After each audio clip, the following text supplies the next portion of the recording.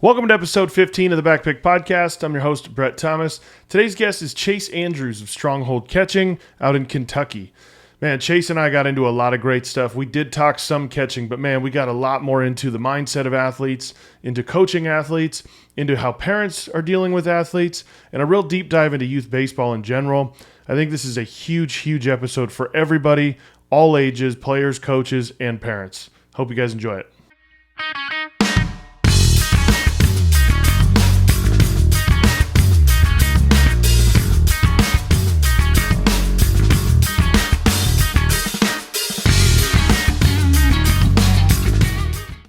Okay, so as a fellow, business owner in this industry, I always like to hear inspiration, from guys on what got you to the point where you were going to start Stronghold Catching, and that was going to be what you were going to do. What made me start Stronghold Catching? Okay, I tell you what, Stronghold Catching, I've been working for like 2 years. 2 years nonstop. Stronghold Catching has been what I've done. I couldn't tell you what started it, but I can tell you a certain time when it really picked up some steam. I will say that. Mm-hmm. Or let's see. What was kind of like when did you say, man, I want to work with catchers? Like this is like strictly what I want to do.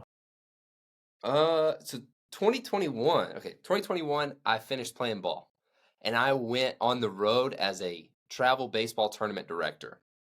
And that's something that it was supposed to just be work. Like that was the plan. Like I was going to do this for 2 months. I just finished school, and then I was going to go, I don't know, do something else. Baseball was done at that point.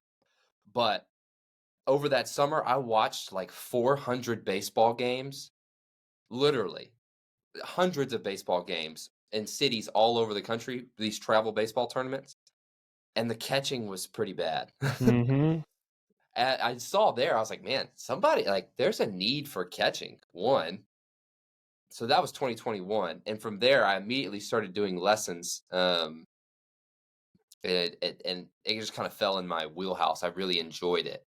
And Stronghold started there. I was just working with players, and then I would take some videos and then put them up.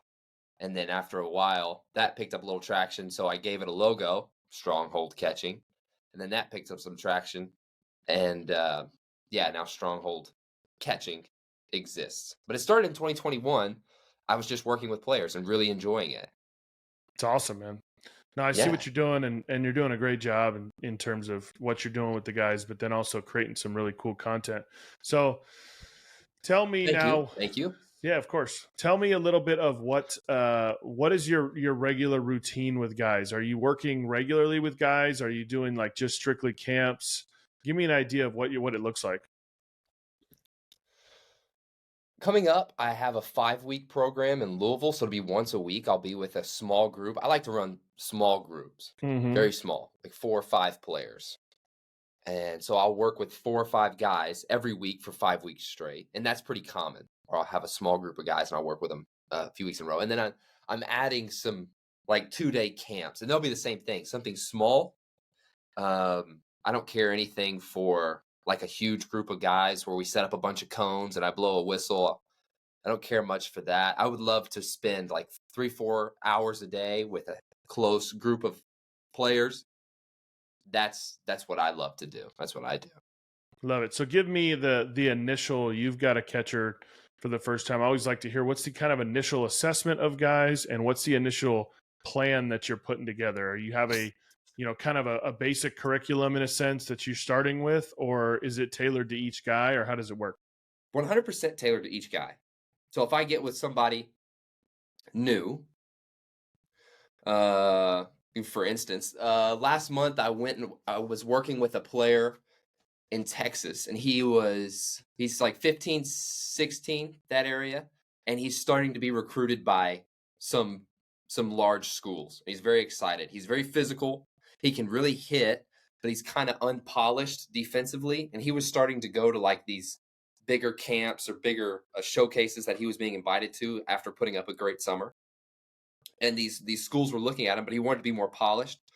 So where we started was something so simple as Like let's just catch fastballs off the outside corner. And let's do that on our left knee, let's do that on our right knee, let's do that with different setups, different rhythms, and then from there we'll just go. So I like to start with just one particular thing and go from there. Kind of simplistic answer, but So I like what you said there, rhythms. Talk a little bit about that. You got a setups that you're working with, and then talk about different rhythms and what that means and what you're trying to communicate with that. okay, what am I trying to communicate with different rhythms? Different rhythms. I feel okay, if you're watching a baseball game, or if someone's watching a baseball game, and let's say they don't know anything about catching or catchers or what a catcher should be doing, they can still watch the game and something about a good catcher is going to jump out at them.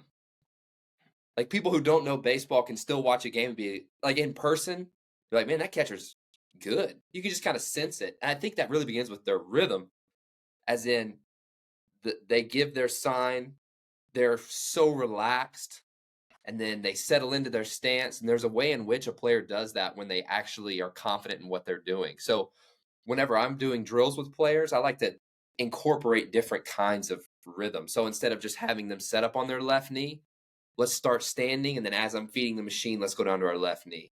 Let's start on 2 feet and let's drop down to our left knee, just for an instance. But adding in that rhythm, I feel like really starts to open up things for them, because they kind of get to play in that way whenever we focus on rhythm instead of how you should hold your arm or something like that. So I approach it from that perspective. That's how I view rhythm. I love it. And you know what? Like 100% you're right. And I try to tell guys this. When you're getting scouted or recruited, you may not get many balls in the dirt, or you may not get opportunities to throw, and you may not be able to showcase your whole bag, but you can showcase the feel and what you look like. So like there's even times in here that we're focusing on training them on how to throw the ball back to the pitcher, because it's like, dude, that shows something, having that rhythm. We catch right foot to left foot, left knee down, right knee down, finish it back up into signal. That creates some rhythm and flow, but it also showcases that you basically look like you know what the hell you're doing back there. And a lot of times that's half the battle, right? You go hit 2 doubles in a showcase and you look like you know what you're doing back there. You got a chance. Oh my gosh. Oh my gosh. Yeah. I like to think of it as like I think it's the I don't know what you call him. The guy that's in front of the symphony with the stick. Composer? Who's that guy? The composer, the maestro, whatever. Like that, he can push the rhythm of the symphony. Like he can get them going, or he can slow them down. And when a catcher realizes their rhythm is that unto the game, like the pitcher is going to operate on their tempo. So like, let's say he's moving slow. Ball 1, ball 2, rubbing up the ball, looking around, concerned, trying to find the grip. Like sometimes the catcher can just pow, pow. All right, let's move. And that can really impact the game, their ability to just push it. Or the guy goes ball 1, ball 2, and he's like, give me the ball. Let's go. The catcher can breathe, pat his chest. Come on, you're good. Take a second. And in that way, they can entirely change the game with their rhythm, like the composer. Yeah. When a catcher realizes that, the game starts to become something different. I think that I want to go back. Okay, so you have one of my favorite quotes in catching history. Oh boy. Yes. So it's either CatcherCon. We're at CatcherCon in Nashville. Shout out Zam Barksdale. He does an amazing job. Yep. What are we talking, 21 or 22? It was either last year or the year before. There was a question that was like, what separates great catchers? Pretty vague. And you said something to the effect of, they are addicted to like simply the feeling of catching a baseball, which sounds so simplistic when you think about it. Like it really is true. Like a great catcher is like addicted to the little part of the game to the point that they want to do it over and over and over and over and over. And we're talking about like the rhythm. We're talking about like the catcher being able to push the game. I feel like that level of baseball is exclusive to the guys who are addicted to it, because the guy that is not thoughtless with their catching, like they can't reach that level. But the guy who catches so much that catching a baseball is just a part of them, then they've got enough brain space to start thinking about, moving the game and controlling the pitcher's tempo. And yeah, so that was one of my favorite quotes. You have to be addicted to like the thankless art of catching a Well, baseball. it's just the idea of like, and this, I speak from personal experience, is like, dude, like when I was a kid, like if somebody said, do you want to go play catch or do you want to go hit in the cage? Like I wanted to go play catch. Like I wanted to like I wanted to actually hear the pop of the glove. I wanted to feel the ball roll off my fingertips, throw that thing. Like that was like, to me, what was so incredible about the game. And I think that nowadays, and obviously we have social media that kind of glorifies a ton, of what these guys, quote unquote, should be doing.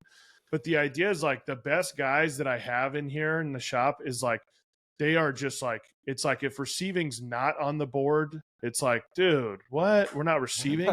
You know what I mean? And then you have the guys like, we throwing today. And it's like, I want you to want to throw, and I want you to let it eat and have some fun with that. But like the guys who can really like be like, dude, what pitch you throwing on the machine today? I'm pumped to catch whatever you got for me. Those are the guys that I know. It's easy to work off of receiving. Blocking and throwing just are an extension of our receiving. Those guys that are addicted to catching a ball, man, like those are the guys that have a chance. So like when somebody asks the question, how do I break in my glove? How should I break in my glove? My glove won't break in. Dude, I'm in the same boat. Oh, what do you mean? You're not catching enough. It's not... And here's the other piece of it. Relax. Like this thing is the most incredible piece to your puzzle here. Like, dude, you don't want this thing. If this thing was broken in 2 weeks, it's a piece of garbage. Like, relax. Like, give it time to just do. Oh man, it's taking forever. Good. That means it's a good piece of leather. Let's keep working it. The worst thing that happens with gloves is the Christmas glove, right? Every kid gets a glove at Christmas. They go, yeah, I'm really excited to use this in spring. I'm like, hey, dog, season starts in 4 weeks. Like, we probably need to give that a little bit more time. So I always tell people, I'm like, dude, when your spring season ends, buy a glove. All summer, all fall, you catch bullpens with it, and it'll be ready to go next spring, right? And if you're a guy that does one glove a year, like, that's the time to do it. But yeah, you're right. Like, dude, go freaking play catch. Like, what are you talking about? How to break it in? Yeah, should I bake it? Should I wrap it? Should I hot water treatment? You shouldn't take it off your hand. Like, bro, this. Don't. It's self-explanatory. Don't poison that leather with any substance. You're speaking from a place of like other than a baseball beating. Really, like you're a glove. It's incredible. I don't know, connoisseur. I guess you're a big glove guy. I'm assuming. Like you sound passionate about this subject. Dude, I get it all the time. All these guys in here. I mean, we got hundreds of catchers in here. So it's like, really? They're like, holy smokes. They're literally like, oh, got a new glove. I'm like, great. Like, give it time. What should I do? Get a mallet, bang, bang, bang. You can throw a ball into it.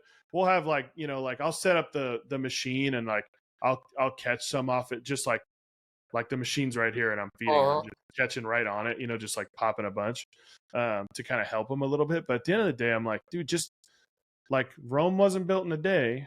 Like this thing's going to be, you want it broken in a certain way. If you just catch with it, it's going to break in the way that you catch the ball. And that's what's going to make it the way it is. If you've never walked around your house with your glove on, you're probably not going to make it. Bro, these guys put their glove in their bag still. I'm like, dude, what is your glove doing in your bag? Well, what are you talking about? I'm like, dude, when I was in college, I was that weirdo carrying my glove on the plane. Like, I mean, I ain't putting it down. You think I'm trusting, TSA with my glove? Like, hell no. Like, it's insane. Oh my gosh. Anyway, so the little things.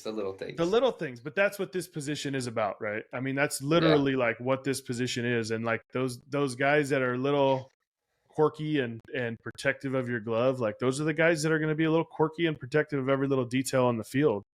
You can trust the weirdo, man. You can trust the guy that's super weird. For sure. For sure.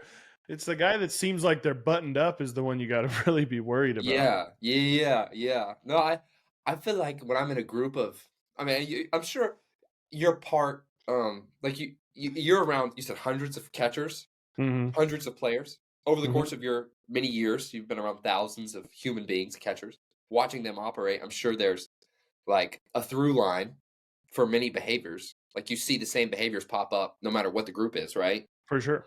Oh, yeah. I feel like the kid that is unwilling to show like their vulnerability, like the kid that's like insistent on proving that they understand everything and insistent on proving that they get it and they've got it and they know exactly what I'm about to say. Like every other kid, like slowly kind of walls that guy off. The guy that looks buttoned up or always has to be buttoned up, like, dude, what do you, come on, be human. Just be human. Well, and I think that like us as coaches, like it's our job. Like there's multiple times like I'm trying to, because I'm gonna be authentic. So it's like, hey, you know what? Thinking about this thing we did, and I have some kids that I've had for like, 7, 8 years. And it's like, it's funny. We'll talk about like things that we did back in the past. And I'm like, man, that was really dumb. I don't know why I was thinking that, but at the time, that's what I thought. But it's like, even them just, seeing me say, yeah, I don't think that was right. Like, let's adjust, let's move, and just the idea of like, you know what? I think I messed up by talking about this and that. Let's shift or whatever. But even just me, exposing myself a little bit by saying like, I messed up. I shouldn't have done that. Maybe I got on a guy and after I go, hey, you know what? In front of the whole class, I'll say, hey, you know what? I shouldn't have done that. I was focused on something else. I took it out, but just showing some vulnerability as a coach. And too many times coaches feel like they need to be this, perfect version that everybody follows. It's like, no, you just need to be real and authentic and allow them to do the same. Man, good word, bro. Good word. You sound like a masterful instructor, truly. Well, it's people, right? I mean, that's the problem is at the end of the day, like we're coaching baseball, but we're coaching people. And so if we don't understand, I mean, I know that you're into this and this is something that I'd love to hear your take and dive into, because I know you're very much into personal skills and you're get very deep on, thought process and things like that. And so it's just one of those things where it's like there's just too many times we're dealing with coaches and we're trying to not be the end all be all, right? We don't want to say like, oh, you come to our shop, like don't listen to anyone else. Like, no, dude, like that somebody else might have something that helps you too, and we should take it in and evaluate it. But you have so many coaches that are narrow-minded in the sense of like, dude, does that guy's telling you to do something, does he know like what your favorite lunch meal is? Like, has he ever like sat there and said like, dude, what kind of sandwich do you like to eat? Or, what do you do when you're not playing baseball? Like, I mean, greatest quote in the world I ever heard changed my life. I'm at the ABCA convention. Ken Revisa says, players got to know you care before they care what you know. And it's like, dude, that's like 100% it, dude. Like, just make them feel appreciated. Don't make it be just in one place. Like my relationships with my catchers are outside of here too. Like they got a question, text me. Something going on, I see something, I'm gonna text them. I want them to know that it's a full-time deal. Yeah, man. Circling back, you talking about your willingness to be like, hey, man, I totally goofed this up. I did this wrong. I read a quote. It said, humanity breathes in mistakes. I don't know who it's from, but it's something like whenever someone is willing to own it, like everybody else is allowed to mess up. And when they're allowed to mess up, then it's, well, that's a great place to be. You go, playing the game of baseball, you should be able to fully accept the reality that you're subjecting yourself to failure, embarrassment constantly, consistently. And that shouldn't be like a problem.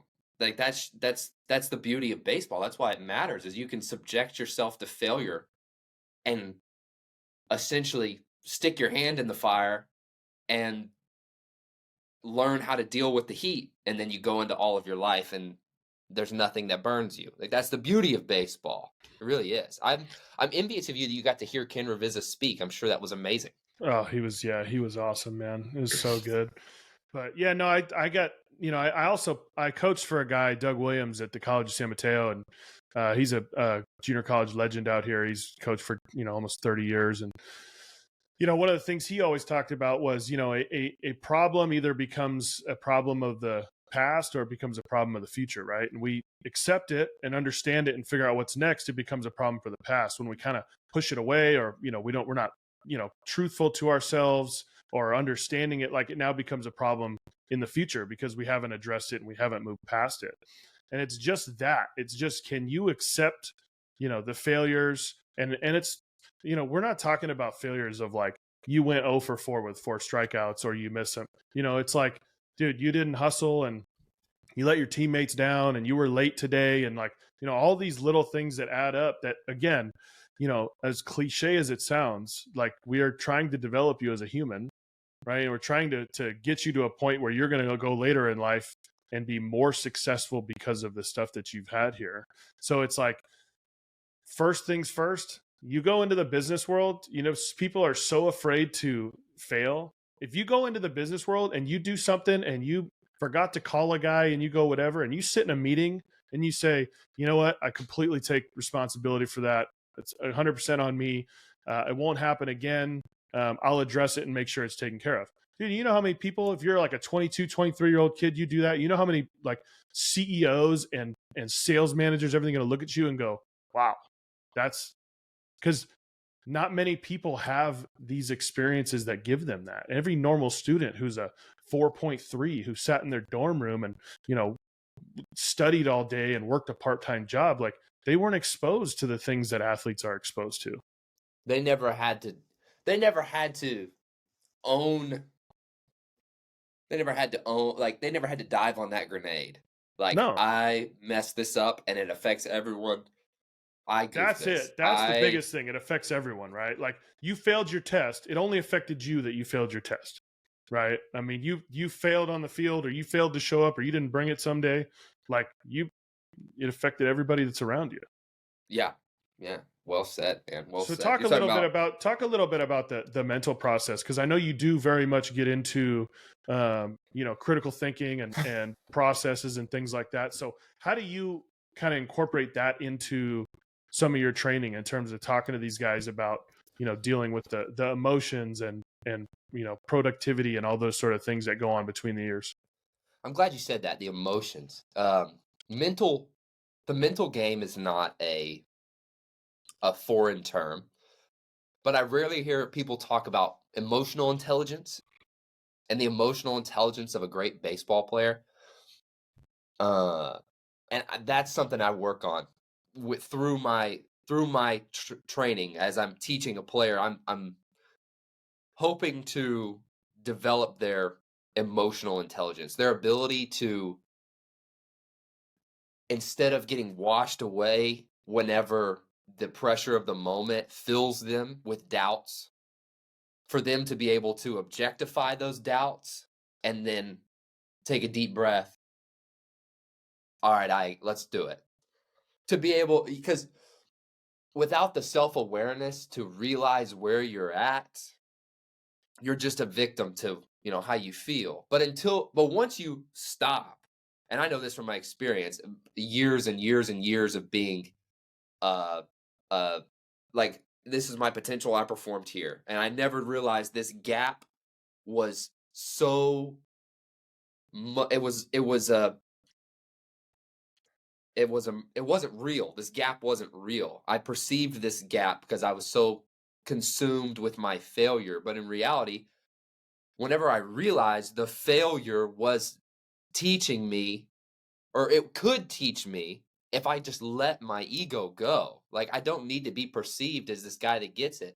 I need to use these failures, pay attention to these failures. Once I did that, then the gap between where I was and where I could be was non-existent.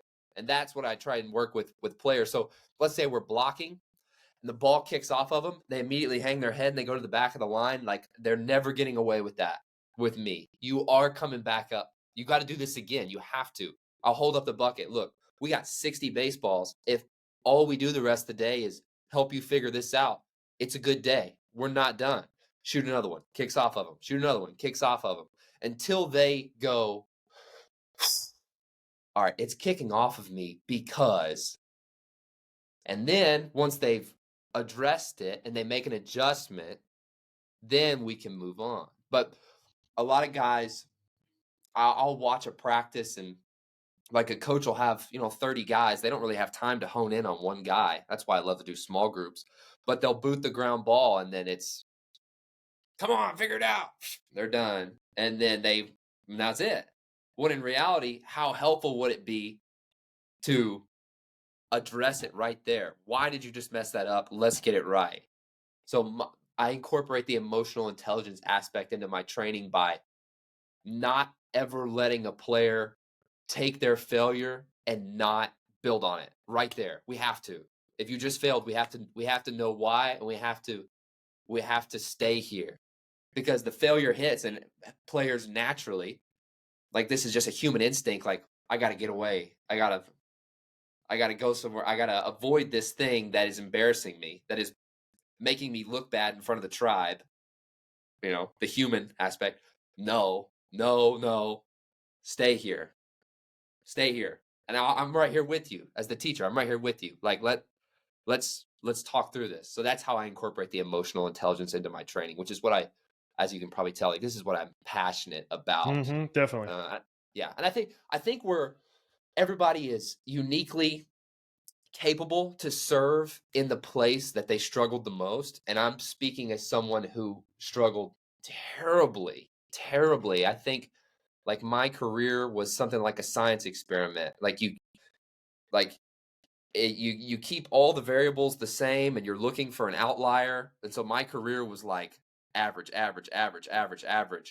All of a sudden I'm performing at an incredible level, back down, average. And I could go back and look at that time when I played well and I was performing to my capabilities, and other times in my life when I was fulfilled and really happy with what I was doing.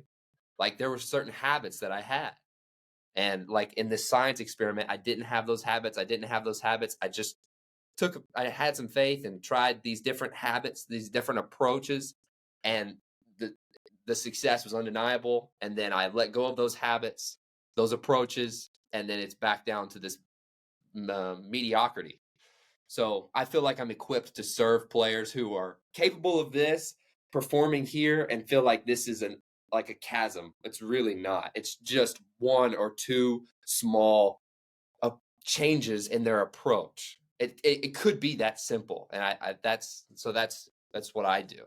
I love it. And honestly, like, I'm very similar in that, where it's like, I was almost too coachable as a player, and like, really was like really bought into everything, like, hey, I'm all team, doesn't matter. I just want to win. I care about my boys. And I look back and I'm like, man, I should have had a little bit more of an ego at certain points in time to say, I need to figure this out. I need to figure out how to, maybe I need to go talk to somebody. Maybe I do something, right? But at the end of the day, it's just having those thoughts, that are important. I'm probably a better coach now because I was that way, right? And I think at the end of the day, I can look at those kids that go, hey man, I love that you're team guy. I love that that's what you're about. But here's the deal, dude. You're going to be on this team for this year, and next year you're on another team. So what are you going to do to elevate yourself to get onto that team, play on that team, and do that, right? So that, like I said, I'm similar to you in the sense of, like, I can look at the things that I know I could have done differently that would have made me a much better player and extended my career. But there's so much talk about, like, oh, he didn't do it at a high level. This guy, he did it in the big league. So it's like, yeah, but the reality is that the game came a little easier to that guy than it did to me. And so he might not be equipped to work with the kids that it doesn't come that easy to them. Yeah. So you're saying there's times when you have to tell a player, like, bro, you should be a little selfish right here, and you should try and work on you. Like, you should use this to work on you. You shouldn't, or act that way. right? I mean, I think that's the thing is like, I was like the guy that was like, okay, the runner's on second. There's nobody out, dude. Like, get this guy over. Or like, maybe I'll drag bunt here. Maybe I'll do what I was going to do, whatever it took to help the team. The reality was like, dude, this guy's throwing cookies. Like, smash a freaking double here. Like, go ahead and get yours a little bit. You know what I mean? And when you have that change a little bit in the mindset of like, I can be, you know, we tell guys all the time, you can be cocky and confident when you're in the shop, right? When you're in here, like, and I ask you how you did, you can say, dude, I smashed a ball. I went 4 for 4. I did this. I hosed a guy. Great. When you get back out there, be humble. But the idea is like, I want to hear the cockiness in here. I want to hear like all the good stuff you did. Like, dude, you should have saw this play I made. This was dope. Yeah, dude, tell me about it. And when I ask you about your team, don't get me wrong, I want you guys to win and have success. So when I say, hey, how'd you do this weekend? I don't care what your team did. I don't care that you guys, you know, finished, lost in the championship, whatever. When I say, how'd you do this weekend? I want to know specifically how you did this weekend. And I want them to start to think that a little bit more, because now being around more players, the ones that are good, or I know that are going to be good, I say, how'd you do this weekend? Oh, I went 6 for 10 and I had 2 walks, just missed one, you know. But then there's some that's like, how'd you do this weekend? I think I had a hit. I had a 1 in this game, and I can't remember how many at bats. They like look back at Dad. Dad, how many at bats did I have? I had 3. And you're just like, dude, what are we doing? You know what I mean? So it's just that idea of like, I want them to kind of come in and be a little bit more selfish in terms of how they're talking about the game. Right. You could easily replace the words selfish and cocky with like just the ownership of their development. They're responsible for their development. They are working towards something. They're not just at the ballpark. They're working towards something. I've had a few conversations with some pro guys, some guys who've like just finished their career, or guys who've been around the game a little bit, and the harsh reality is the game at the highest level. Like, if you were to climb the ladder of baseball and you got to the top, there's not some like, you made it, everything's easy. There's not that. Baseball at the highest level is cold. You're here today, gone tomorrow. Your career is fleeting. No one really cares what you did, what you do, what you're going to do. Don't care. And it'll It's keep going cold. on when you're done, man. Don't care what you did yesterday. Mm-hmm. It's cold. You sprained your ankle. We got another guy. You worked for 6 years to get this spot on the AA roster. Well, we just bounced a guy. We just signed another guy. You're back down to high A. Actually, shoot, sorry, that fell through. We're releasing you. We didn't have that much into you, anyways. So the game is cold. The game is cold. Like, there's not some place where you reach it and everything is gravy. And I think that's something I carried, is like, I thought if I could just get to a certain point, then I would be satisfied in myself if I reached a certain point. But there is no certain point. If you're not in the game now, if you're not going to your next tournament and seeing or and able to derive some fulfillment from going to practice, from being with your friends, from getting better, from going to the ballpark, from playing, from going home and having a routine, from creating habits that help you to be better. If you can't derive some fulfillment from that process, you will not be fulfilled with baseball. And I think people should know that there are people who have $10 million in their bank account, who are on TV, who are not fulfilled playing baseball. Like, there's not a golden heaven when you get there, you've made it. Like, you have to enjoy the process. It's so overused, but like, if you can develop yourself and you can purposefully go into practice trying to accomplish something and work towards it, then you can really enjoy baseball. I think that kind of piggybacks on what you're saying about being selfish. Like, yeah, be a team guy, but you have to be Being working selfish towards doesn't something. make you not a team guy. You being a better version of yourself still makes you a team guy. I don't want you to. Oh, yeah. obviously care about your teammates, respect, like, but at the end of the day, like, you're failing your teammates by not trying to make yourself as good as you possibly can. And I think that, to your point, is the reality is that the work never ends. You made the team. Great. Now you got to get in the lineup.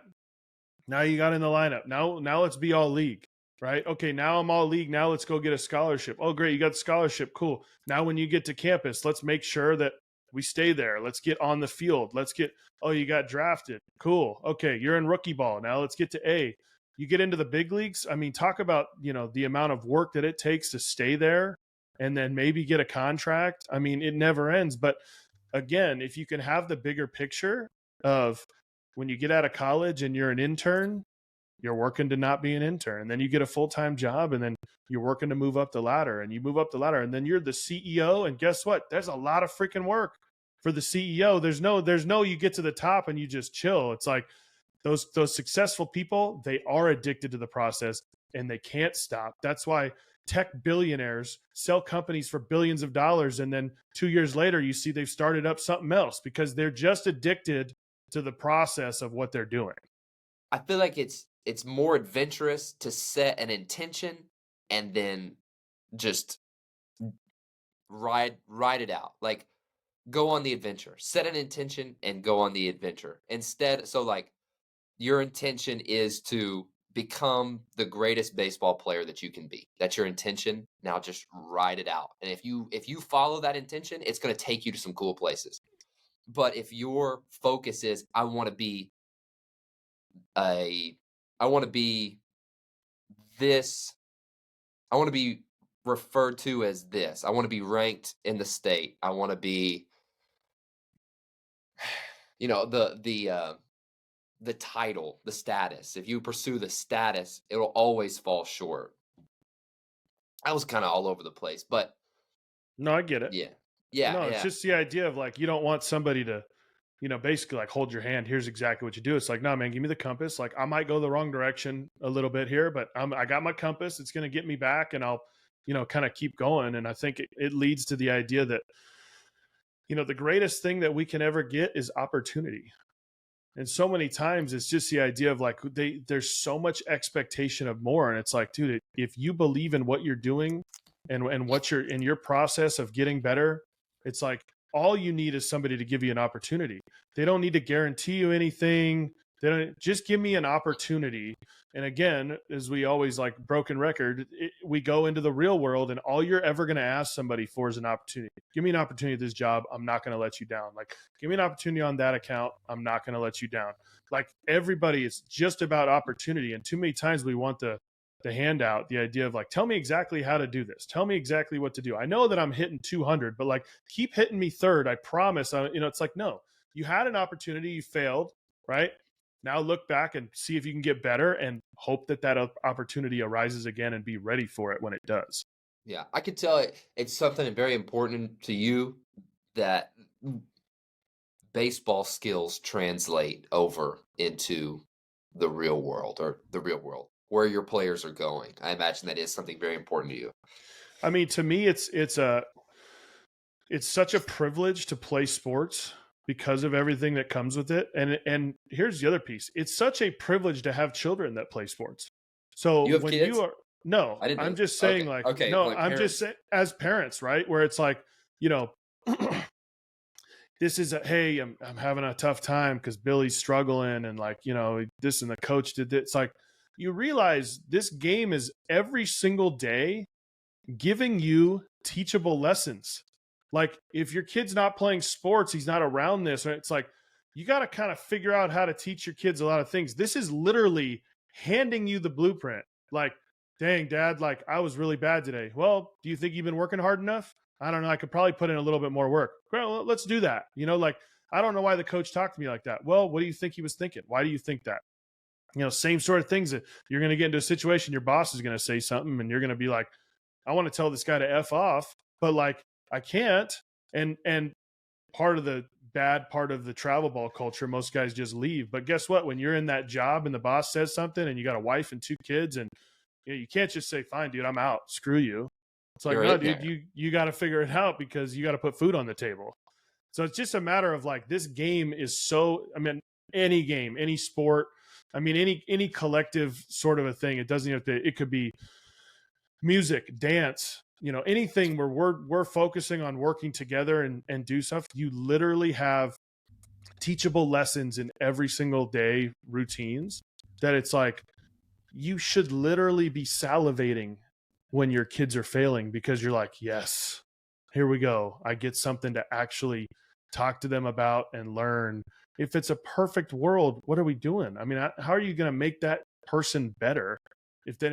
As if you didn't, it's like, that's a part two. Like, if the parents are like, oh yeah, like, I don't know why he's not playing. And I don't know, like, coach doesn't see him as, I'm like, dude, you're a lawyer. Like, you remember when you were a clerk and you had to make everybody's freaking coffee? Like, dude, your kid's got to make everybody's coffee right now. And once he proves himself, he'll be a paralegal, and then he'll move up and he'll be, a full-fledged lawyer, and then maybe he'll be a partner someday, but he's got to serve the coffee first, just like you did.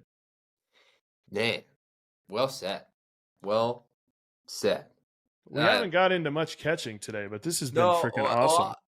So I had a parent one time who their kid had just started catching, and they were playing on this travel team, and they were the only catcher. And he's on the struggle bus because he just started, and the balls are getting past him. And so he brings him to me. We start working together, and he's building on some skills, but he's still struggling because blocking is really hard, and he has no clue what he's doing. We've only been working together for 2 weeks. And he said the coach, and he comes to me, and he's like about to break down. He said the coach said he's going to cut my son. Like, he said they're going to have a tryout, and nobody's spot is safe. And I said, oh, this is awesome. Like, yes. And he couldn't fathom what I was saying. I was saying, sweet, your kid has the opportunity to work through something around baseball. Like, what are the opportunities here? He gets cut, he comes back, he works harder, he succeeds 2 years down the road when he's 15.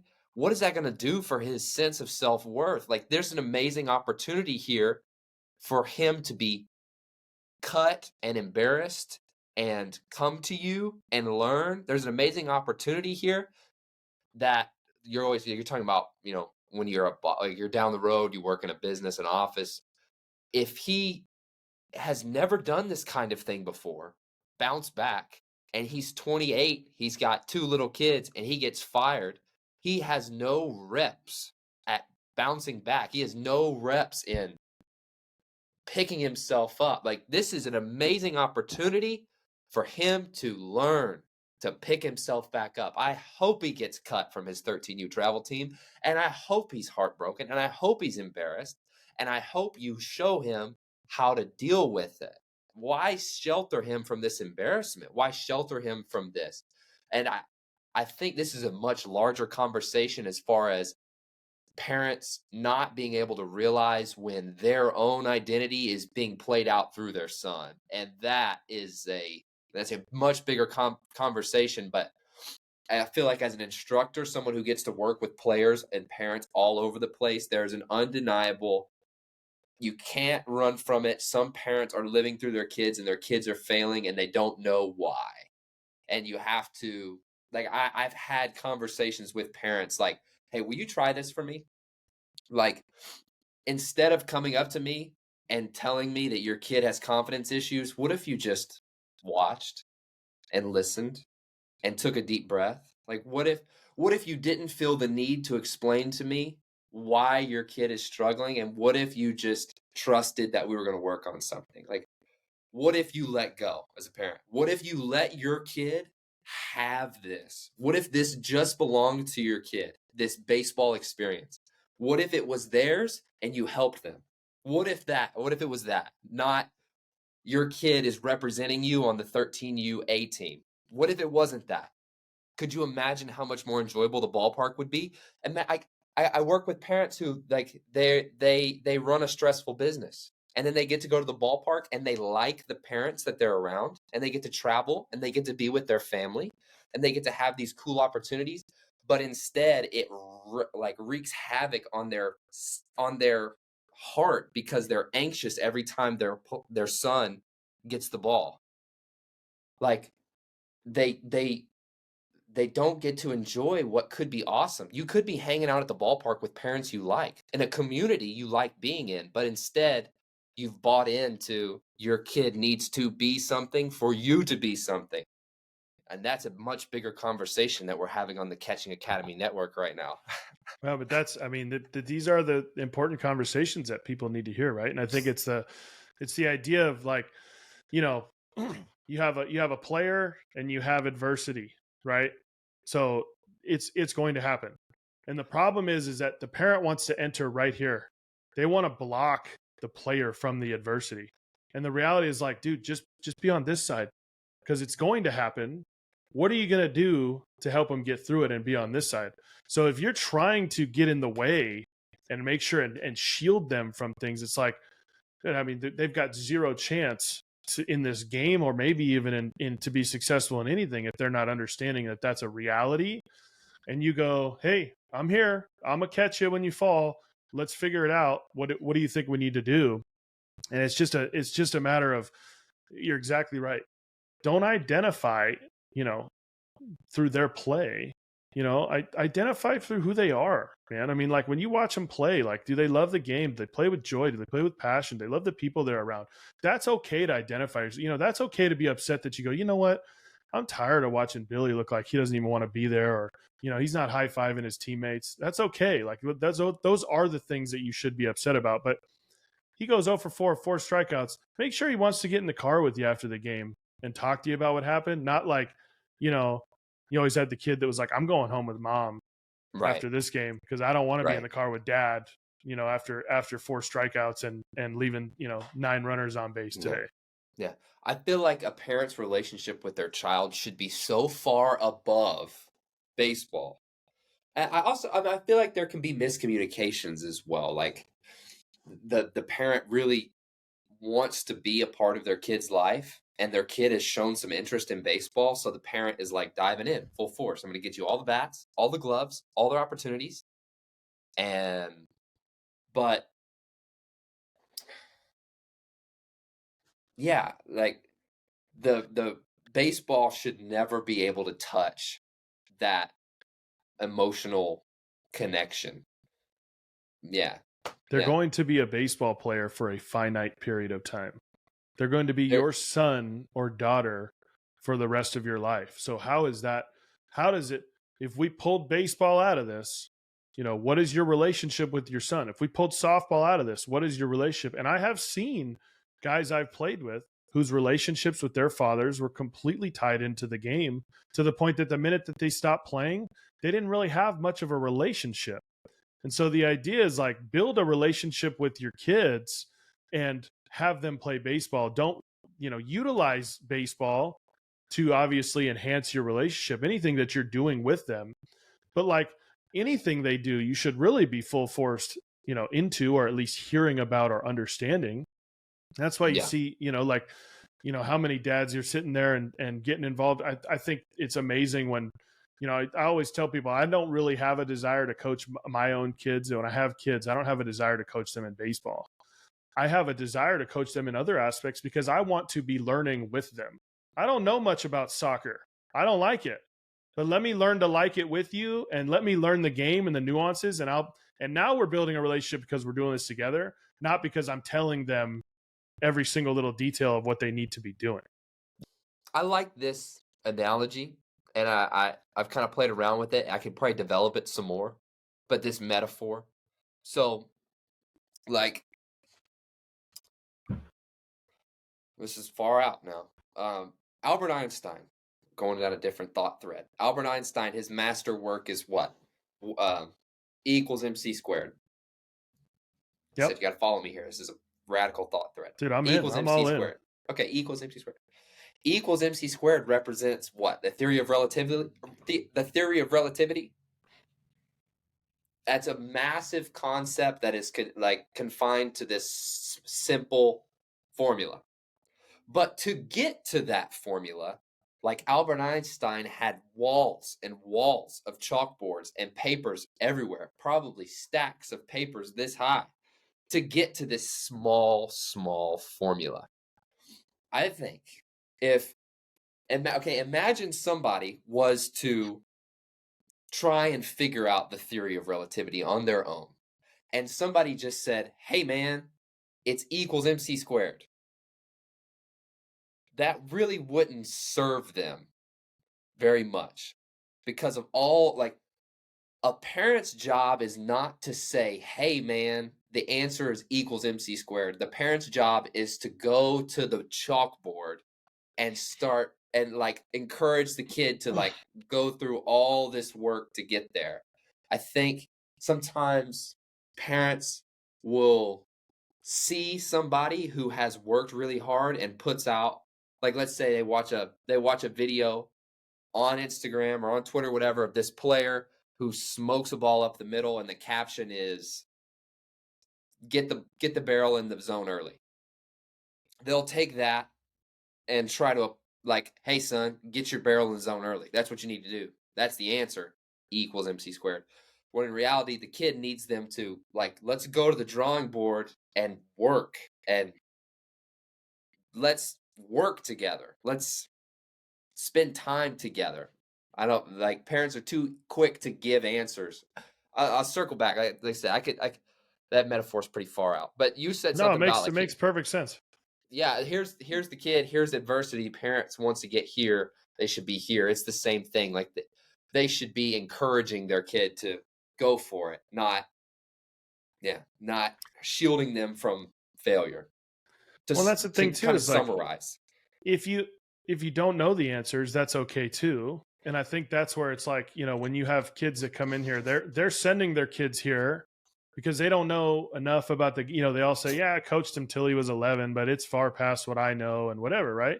So it's like, then just let them have the experience of learning, and then talk to them to the point where they're going to kind of teach you as well. Don't say, oh, like, coach was saying this and you said, it's like, no, let them verbalize it to you, because A, now you're learning. B, they're going to be, reinforcing what they learned by speaking it and basically teaching it again. But it's their experience in that regard, and let them have the relationship with the coach. And like, like, I don't let dad sit right behind the cage, like, we got a spot, you sit in the back over here, you can watch, but like, it's important that I have a relationship with your son or daughter that doesn't include you. Because again, if we're talking about more than sport, I want them to know that they have a safe space and they can talk to me about other things, and if mom or dad is over the shoulder, they don't always feel like they can. And it's just the idea of, now it's their experience. It's somebody else in their life that's going to help them. When the reality is there's a certain point when kids don't want to hear what you have to say as a parent. It sucks to hear, and it's painful for a lot of people. And I get it. I would understand that that's painful. But it's the idea that, like, if you want what's best for them, you kind of got to let them go, build other relationships. The reality is, because you're doing that, it's going to allow them to circle back because you trusted them to go and do that. But it's just a matter of, like, let them have the experience and let them tell you about it. Let them verbalize it to you. Don't tell them all the time what they're doing or what they're not doing. Well said. Well said. Like, let them have ownership of it. Let them have ownership of it. Give them the respect that you would someone. Yeah, give them the respect of, like, privacy. It's not, which I see why. I mean, I can obviously understand why that's so challenging. I couldn't imagine, like, a parent, they book a hotel, they fill up the gas tank twice, they pay for food for a weekend, the kid struggles, they take them to 2 lessons. Like, that's a major time and money investment to arrange all that and then pay for all that, and then to then be hands off. Like, that's hard. Like, you have so much tied into their experience in the game. Like, how can you be hands off? But I think once you realize, like, it is a total sacrifice. Like, it's the nature of it. Like, you're making a huge sacrifice because your son or daughter, but your son is in this time period in their life, let's say 12, 13, 14, 15, where they're developing skills they're going to use forever. And baseball is a great place for them to develop those skills that they're going to use forever. So you're going to make sacrifices so that they can be in this environment to learn skills. Like you're making a sacrifice no matter what the result is. You're just, yeah, to make that sacrifice I mean, it's a valiant thing. And then to be hands off, like, I trust you. We've raised you. We trust you. And I think that's empowering for a kid. I think I get to work with a lot of players, and I'll watch their relationships with their parents, and there I can recall one specific time where a dad came in, he dropped his son off, and he came and he talked to me, and he just talked to me like person to person. He wasn't talking about his son. He was asking me about my day. He was asking me some questions. He was curious. And then whenever he was done, he gave his son a hug, said, "All right, I love you, buddy. He's a big boy. He can do it." And then he left. And then the kid like he was like a rabid dog. Anything that I said or did, or like we worked on, his whole self was poured into it because it was his, and his dad trusted him, and he was going to prove his dad right. And then in the opposite case, I'll have a dad come and be like, he's just started catching, and he just doesn't have that confidence. The kid talks to himself the same way the dad talked about him, and now it's like to prove his dad right, or to be successful would be to prove his own dad wrong. And a kid can't do that. Like they have to prove their parent wrong to be successful because the parent views them as incapable, irresponsible, not confident. Like that's such a hard place for a kid, and parents don't realize they put that upon them when they could say, "Hey man, I trust you. Make this yours. I believe in you." And look, there's a very small minority of like really crappy parents, right? Oh, The yeah. reality is that this all comes from a place of love, right? I mean, they just want 100% what's best for their kids. And so they are just trying to figure out exactly what to do that. There's some fear there. Like, am I doing everything? Could I do more? So this is not it's not a negative to have that mindset of like, I want my kid to be successful and I want to do whatever it takes. But just like everything else, we can't do it all. At some point, Right. we, can lead them to water, Yeah. right? Can't make them drink. Right. So it's the idea of like, hey, I gotta be able to step back and let them fail and let them do those things. And at the end of the day, confidence is, knowing the information. Tell guys all the time, when you have studied feverishly for a test, how do you walk into that test? I mean, you're chest out, give it to me, teach, let's go, let's get this thing done. When you haven't, you're like, holy crap, and you're cramming 5 minutes before and you're trying to figure it out. And the reality is that's what athletes are doing. Man, I'm not prepared for this. I came into this game, this guy's throwing 90, and now I got to do this. The runner's on base, he can really run. You're not prepared. So your mindset has changed, where it's like when you've done the work and you're constantly doing the work, confidence is just a byproduct of that, by just saying, oh, I'm here, I'm good, let's go play the game and have some fun. Yeah. So I feel like one last thought on how parents can facilitate that. I feel like they like it's more of a, instead of trying to teach their kids something, I feel like it's more of self-work, like working on themselves. Like what if a parent had a hobby that they did at home, or they were working on a project, or they were working like, what if your kid's attitude was just a reflection of your attitude? And what if you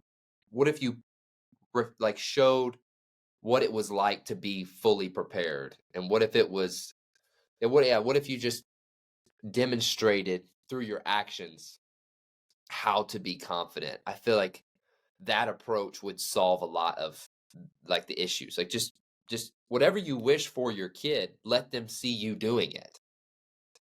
Be the example. I mean, that is incredibly well said, and exactly the point. Like, we spent an hour talking about all this. The reality is, like, your kids are going to be who you are. And that's like, like I was fortunate. I, grew up with two parents, like your basic all-American family. Like they both had, government jobs, but like they showed up every day. Like, so like, it's just ingrained in us as, kids. It's like, you just show up every single day.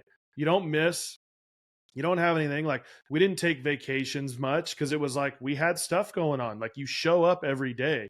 And those are the things that, like, when you create those examples, I mean, your kids are going to be a reflection of who you are, not what you say.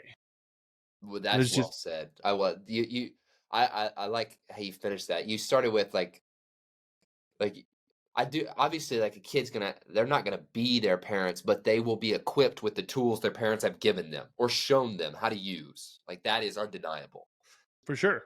Yeah. That's a perfect way to say it too. Like, here's all the tools, but like, well, I don't know. Okay, what do I do with them?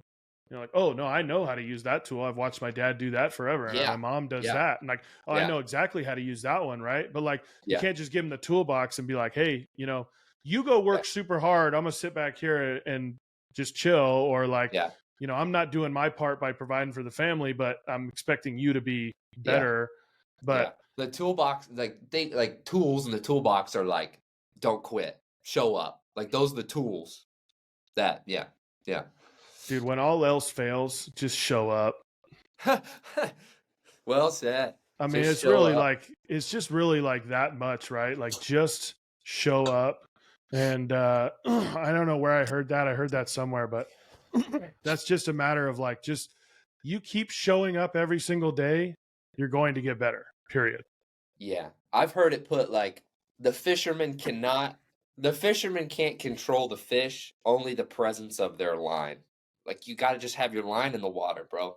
Just get your line in the water. I love You that. don't you can't control the fish, bro, but if you got to get up, you got to pack the tackle box, you got to take the truck, you got to walk out, you got to put the bug spray on, you got to do all these things and just have your line in the water, which is, I mean, easier said than done. Yeah. For sure. For Yeah. sure. I think that's really the nature of baseball, you know. Um, you're talking about opportunities earlier. Like you just got to you just want an opportunity. I feel like opportunities come to everybody. Your opportunity is coming. Whatever it is, like you're going to get an opportunity. And for some people, the opportunity hits them, gone, just like that.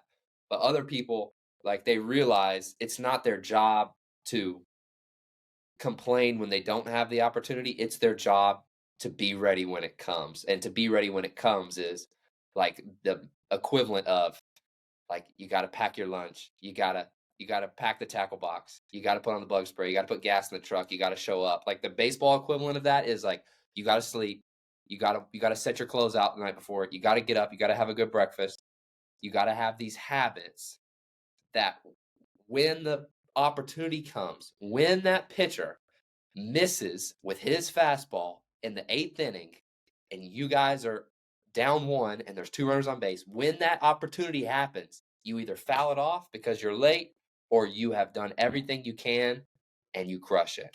And Mm-hmm. if you haven't been doing the right things, if you haven't been showing up, then it passes you by. And too many people don't take responsibility like, I just missed it. Like, it was a bad call. It was no. You should have showed up in a different way, in a different way. And now let's start. Yeah, you just gotta get your line in the water, bro. Love it.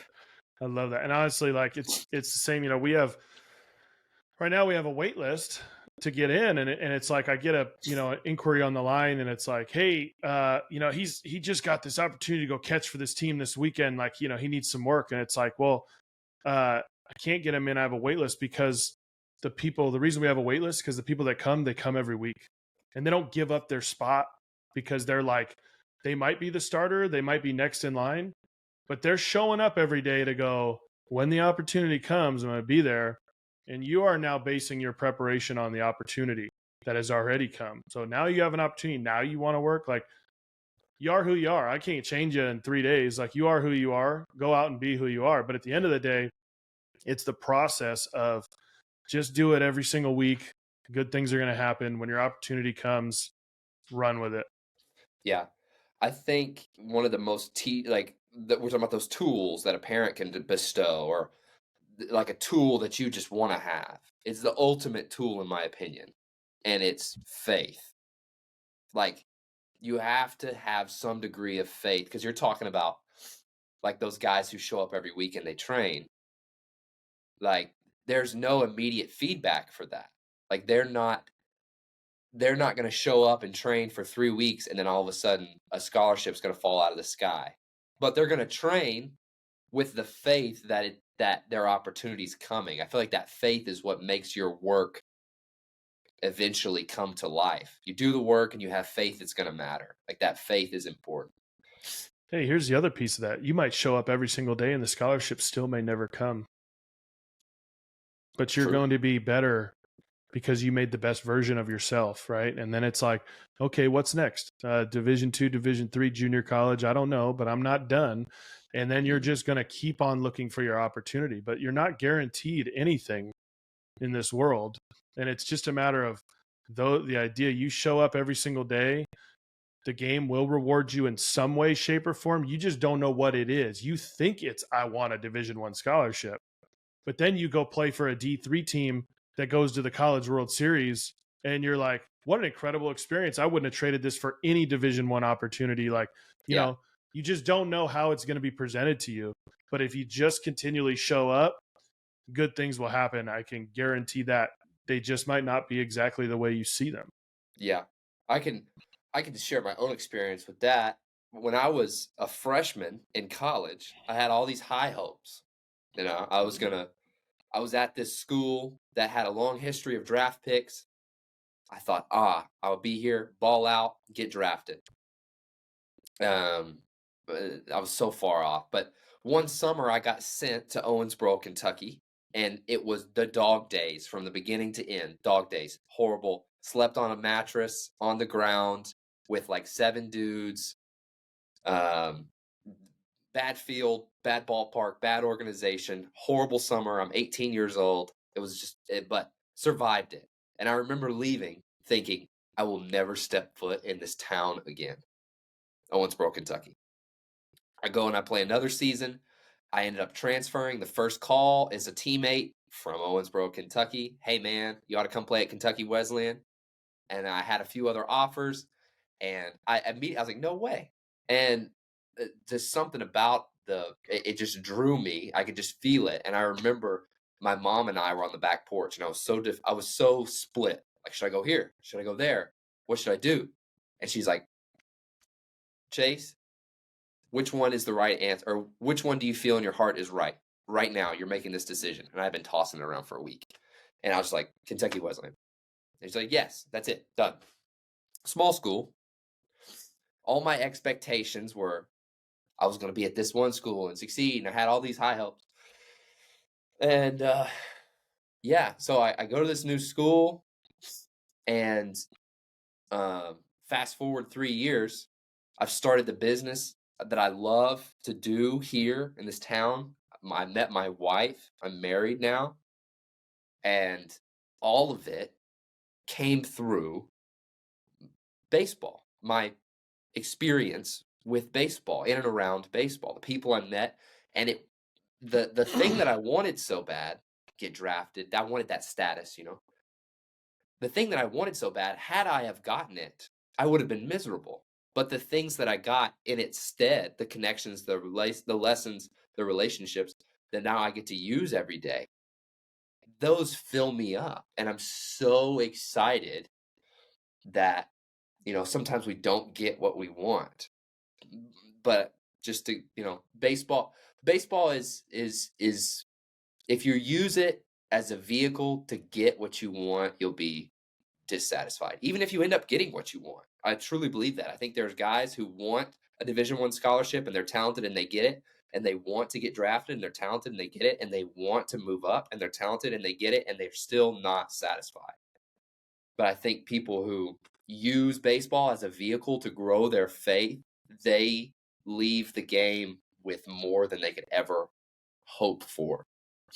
I think that's really cool that the same game can be played by two different people and they could be playing a different game entirely just based on their perspectives. That is one of the things that really keeps me coming back to baseball more and more and more and more and more. And like when I'm working and I'm trying to get a new project off the ground, I don't care if it succeeds or fails because I know that it's not about how many people show up or how much money I make off of it. If my heart's in the right place, the whatever I get out of it will be cooler than my expectations. So, yeah, man.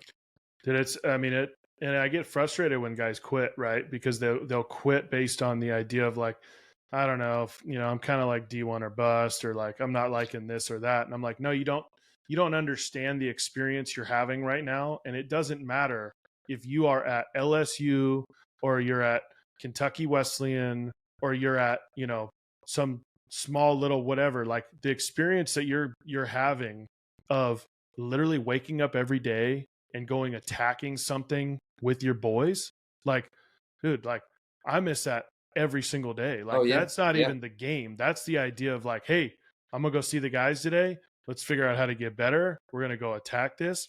And the other piece that's massively important is, but minus, we've already talked about all the life lessons the game itself is going to prepare you with, but like the network that this game creates. You just said it perfectly, right? Like, crap, I was leaving the college. I needed somewhere to go. I went to my network, and it's like, I have probably told this story on this podcast, so I might be repeating myself, but it's like I have like 3 of my really good friends. Like we're a little foursome golf group. We go play golf all the time, right? And on a very base level, they're just 3 of my best friends. We love hanging out and playing golf.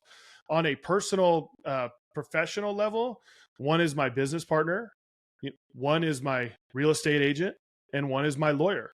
And it's like, to have that trust in people that you are going to be utilizing and need, I mean, massively important. I can literally, anybody can say, hey, do you know a guy who does X, Y, or Z? I can pretty much always find somebody in the network of baseball that can help. And those things are so under talked about, like undervalued. The network, when you get into the real world, like your network is so massively important. I mean, that's what LinkedIn was built on, was like creating a network for you to try to figure out how to be successful and advance yourself. Craig Albernez, someone that I admire, the San Francisco Giants catching guy. I'm assuming he's still there, right? I had the joy of conversating with him, and I was like, man, why? Why do this? Why? Like, why does this matter? You're in our case, we're grown men who are passionate about this game, specifically this position where somebody straps on a plastic cup over their nuts and goes out there and catches a ball with a dead cow. Who the hell signs up for that, huh? We're a bunch of weirdos, They catch a ball with a dead cow on their hand. Like, why do we care about this? Why does it matter? And Craig gave me a great answer. He said something to the effect of, I want to help guys. Or first he said, I want to win a World Series. He said, I want to win a World Series. I want to have this incredible experience. He said, I want to help guys move up. He wants to help guys take care of their family. People change their family tree with baseball. That's true. And then he said something to the effect of, there's there's nowhere else where you can make the same kind of impact. Like, you're not going to go make the same kind of impact. You're not going to have the opportunity for impact like you do in baseball. Like, if you're in an organization with 50 people, that's a small organization, whatever. You're in an organization with a ton of people. Like, you're going to have young guys coming up who are looking to you. You're going to be able to learn from older guys. You're going to have the connections that are going to help you in life. Like baseball, like, you just, nowhere else are you going to be able to have the same kind of impact. And so shout out to Craig. Very eloquent, beautiful answer. I think he just ripped it off the top of his head. But I found great value in that moment. That was very cool. Yeah, he's the man. He is scheduled to be on the podcast. Little Little breaking news here on the Backpick podcast. But yeah, he's a layup for you, the alley-oop for you. He's absolutely, and again, he is just a top-notch dude. And when you meet the guys that are usually the best at what they do, again, they are more about the people than they are the actual game itself, right? So I had Ethan Goforth. I don't know if you got to meet him. He's in the Pirates organization. He told me the further I get into baseball, the less I care about baseball, and the more I care about people. That's beautiful, man. And resonated. It's resonated 100 times over. Absolutely. Yeah. Here's the thing. I don't even like baseball that much anymore. I mean, I'm around it so much. The guys always tell me like, oh, did you see that thing? Like, dude, I love catching. Like, I'm very passionate about catching. So like for me, my like watching of baseball is like, we're so lucky the position we teach that the camera's on the guy we love the whole freaking game, which is awesome. But it is the idea of like, I love catching, but like, I really I tell people all the time, it's like, if you're a lawyer, like you don't go home and watch Law and Order. And if you're a doctor, you don't go home and you watch ER. And like, so I don't work, 8-10 hours a day in the shop to then go home and watch more baseball. You know what I mean? I was actually pretty afraid you would ask me some kind of question about like, hey, did you see that new call up? The new guy that's catching for such and such guy just got called up? Because I would I don't know. No. Yeah. Yeah. But all right, we've people, not baseball. Go. Yep. All right. We've gone longer than I normally do, so we have to cut this in half and do a little two-parter here. But anyways, last question I always ask. If you've listened, I'm a foodie, so I like to know where the best places to eat are, and I like to know them around baseball places. So I ask every guest, you got to give me your favorite place to eat along your baseball journey, whether it's where you are now, maybe it's somewhere you played summer ball, whatever. You got to give me one place that sticks out. Oh, bro. Okay, so I did some summers in Indiana, right? Mm-hmm. And one summer in Indiana, and Indiana is this town I was in, terribly small. But there was this one restaurant. It had no business being there. It was so good. I ate there every single day before the games. Trying to think of the name. It's green, yellow. They have the commercials with Patrick Mahomes. Subway. You dropping Subway right now? Is this for real? Are you messing with me? Your answer is Subway. No, bro. No. Killing me right now.